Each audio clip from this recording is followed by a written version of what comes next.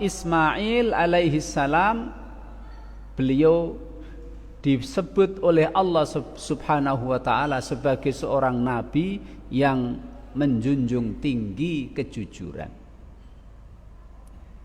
Kita mulai dengan membacakan firman Allah subhanahu wa ta'ala dalam surat Maryam ayat 54 dan 55. Allah subhanahu wa ta'ala berfirman, "Wadhkur fil kitabi Ismaila innahu kana shadiqal wa'di wa kana rasulan nabiyya wa kana ya'muru ahlahu bis salati waz zakati wa kana 'inda rabbih mardiyya." Dan ingatlah wahai Nabi Muhammad cerita yang ada di dalam Al-Qur'an, yaitu Nabiullah Ismail alaihi salam. Yang Nabi Ismail alaihi salam ini adalah putranya Ibrahim. Innahu, sesungguhnya Nabi Ismail, kana shadiqal wa'di, jujur di dalam semua janji yang dia ucapkan. Wa kana rasulan nabiyya, dia diangkat oleh Allah menjadi seorang rasul dan juga seorang nabi. Wa kana ya'muru ahlahu bis salati waz zakah, dan Nabiullah Ismail senantiasa dengan sabar menyuruh keluarganya untuk mendirikan salat dan menunaikan zakat. Wa kana 'inda rabbih mardiyya, dan Nabiullah Ismail alaihissalam sangat-sangat diridhai oleh Allah subhanahu wa ta'ala. Imam Baghawi, Pak ya, dalam tafsirnya beliau menyebutkan apa yang dikatakan oleh seorang tabi'in. Beliau adalah muridnya sahabat Ibnu Abbas, yaitu Imam Mujahid. Beliau mengatakan, sebab kenapa Allah subhanahu wa ta'ala memberikan gelar Nabi Ismail shadiqal wa'di, selalu jujur dan benar dalam semua janji yang dia ucapkan. Imam Mujahid mengatakan, lam ya'id syai'an illa waffa bihi. Nabiullah Ismail alaihissalam tidaklah dia berjanji terhadap sesuatu apapun illa waffa bihi, kecuali Nabiullah Ismail selalu menepati janjinya. Janji kepada Allah, janji kepada manusia, selalu dia tepati. Kemudian Imam Ibnu Katsir dalam tafsirnya, beliau mengetengahkan apa yang dikatakan oleh Imam Ibnu Juraij.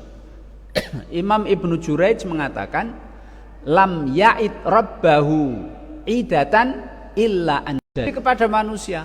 Jika Nabi Ismail berjanji kepada Allah, apa bentuk janji kita kepada Allah, Pak? Di antaranya adalah bernazar. Demi Allah, jika saya mendapatkan gini, jika saya begini, saya akan melakukan ibadah seperti ini. Itu namanya nazar. Dan tidaklah Nabiullah Ismail alaihissalam ketika bernazar, kecuali dia tunaikan nazar itu dengan sebaik-baiknya. Kemudian Imam Ibnu Katsir, Pak, menyebutkan apa yang disampaikan oleh Imam Sahal bin Aqil.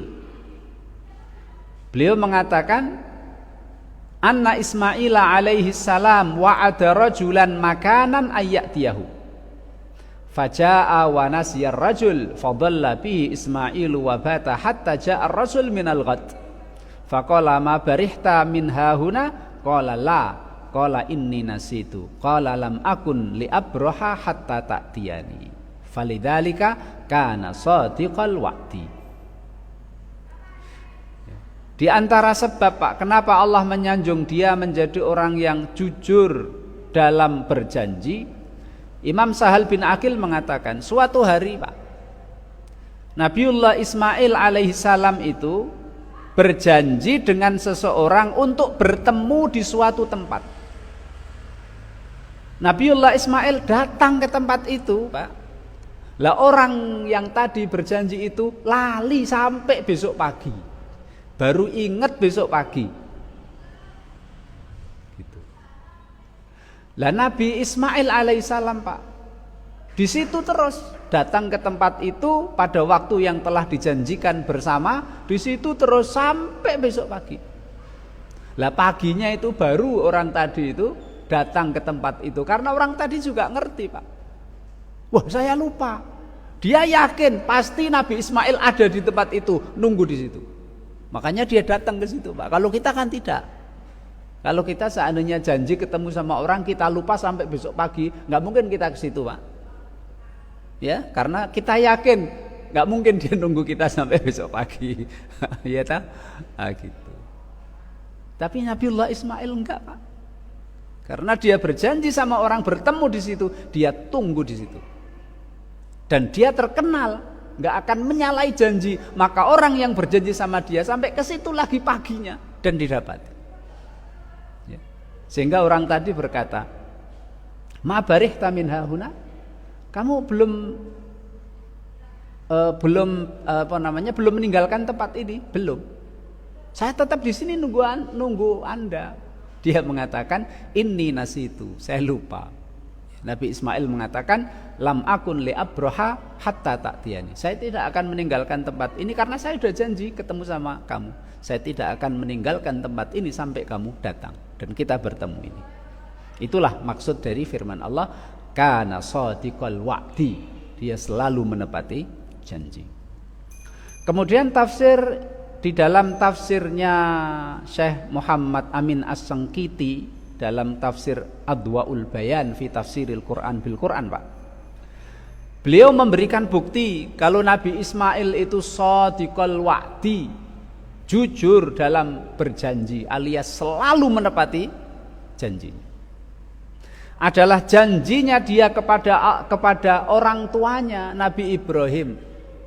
Ketika Nabi Ibrahim mengatakan kepada putranya Ismail, "Anakku, putraku, Allah menyuruhku untuk nyembelih kamu." Kan Nabi Ismail janji Pak. Ya abatif al-ma tu'mar satajiduni insyaallahu minas sabirin. Kalau ayatnya kan ayatnya ini surat Shafat ayat 102. Falamma balagha ma'ahu sa'ya qala ya bunayya inni ara fil manami anni adbahuk fangdur madza tara. Wahai putraku, ketika Nabi Ibrahim itu kan Pak ya sudah lama enggak punya anak, akhirnya diberi Allah putra, dan putra itu sudah umur yang bisa membantu kerjaan, dikon-kon ya disuruh-suruh ya sudah bisa, lucu-lucunya Allah menyuruh Nabi Ibrahim untuk nyembelih putranya. Maka Nabi Ibrahim menyampaikan wahyu ini kepada putranya. Apa jawaban Nabi Ismail Pak? Dia berjanji untuk menjadi orang yang sabar meskipun disembelih. Ya abatif al-ma tu'mar satajiduni insyaallahu minas sabirin. Pak, lakukan apa yang Allah perintahkan padamu. Insya Allah aku berjanji aku akan sabar, orang Melayu. Nah kadang-kadang kita lihat Pak, putra-putra kita ketika mau disunat, ayo Pak, dari rumah itu, dari rumah itu kan, piye le, wani Pak, engkau aja Melayu, oh siap. Ketika dia antrian, temannya ada yang nangis di dalam kamar di hitan itu Pak, Melayu. Melayu. Nah, itu tidak shadiqal wa'di ya. Nah, itu. Maka cerita ini sering mari Pak ya kita ceritakan kepada anak-anak kita, ketika anak-anak kita yang putra-putra itu mereka ditawari khitan, mereka siap khitan lah, dari rumah kita ceritakan ini Pak ya, supaya nanti dia tidak lari. Nggak ada kan Pak yang lari sampai dikejar orang tuanya. Itu kalau khitan masal enggak apa-apa Pak, enggak malu-maluin, rasido apa-apa. Nah, ketika khitan di rumah kemudian dibuat rame-rame, ada walimahan, ngundang tamu terus rasido Pak. Anak Melayu. Nah, ini contoh Pak ya. Makanya Masya Allah. Kemudian ayat As-Saffat ayat 103 kan, Kemudian Allah menjelaskan bagaimana Ismail itu diem nggak lari-lari Pak. Falamma aslama watallahu lil jabin wanadainahu ayya Ibrahim qad saddaqtar ru'ya inna kadzalika najzil muhsinin.